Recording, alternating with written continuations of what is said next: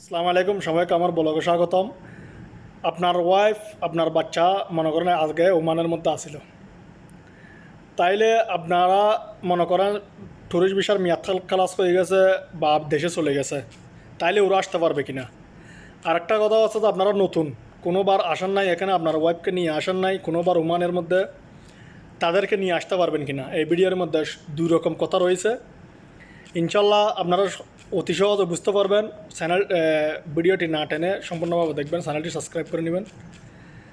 মনে করেন আপনার বাচ্চা আপনার ওয়াইফ আগে এখানে ওমানের মধ্যে ছিল 3 মাস 4 মাস 5 মাস 6 মাস, যতদিন পর্যন্ত ট্যুরিস্ট ভিসার মেয়াদ ছিল আসিল, তাইলে মনে করেন ওরা চলে গেছে, মেয়াদ শেষ হয়ে গেছে, ওরা চলে গেছে, তাইলে ওরা আসতে পারবে কিনা? হ্যাঁ, অবশ্যই আসতে পারবে তারা।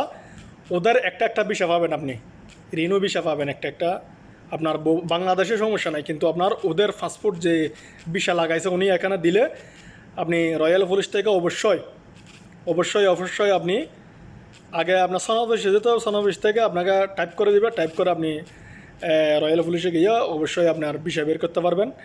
এটা আপনার বউ বাচ্চা অবশ্যই নিয়ে আসতে পারবেন, যদি আগে যদি তারা ওমানে যদি থাকে।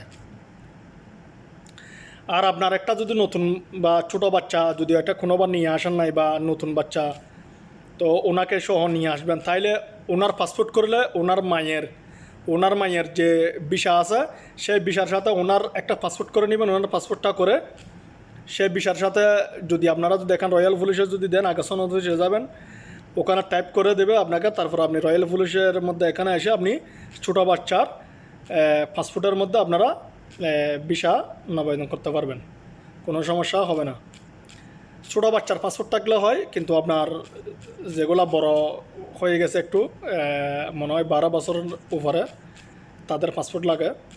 আমি সঠিকভাবে এটা বয়স জানি না, কিন্তু তারপরও খবর যেরকম বলছে আর কি, সেরকমের মধ্যে আমি আপনাদেরকে বলতেছি।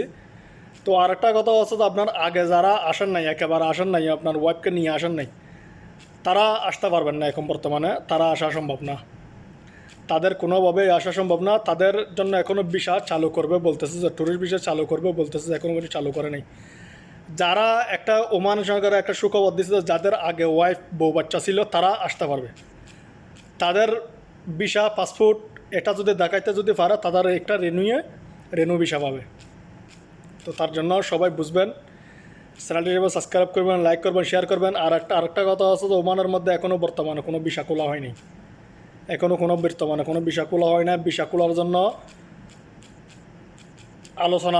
আলোচনা করতেছে বাংলাদেশের যে আলোচনা সম্পর্কে। যদি এটা যদি কথা যদি বনামনি যদি হয় থাকে, তাহলে ইনশাল্লাহ খুলতে পারে।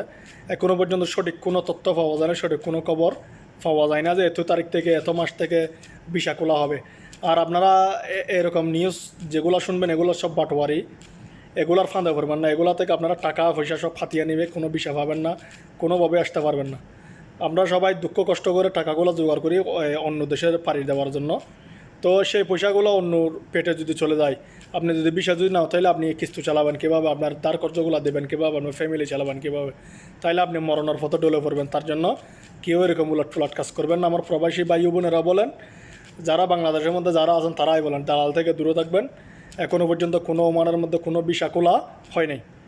তো সবাই ভালো থাকবেন, সুস্থ থাকবেন। অবশ্যই আমাদের জন্য দোয়া করবেন, ফিলিস্তিনবাসীদের জন্য দোয়া করবেন, ইরানের জন্য দোয়া করবেন, যাতে আমাদের মুসলিমবাসীদেরকে আল্লাহ রক্ষা করে।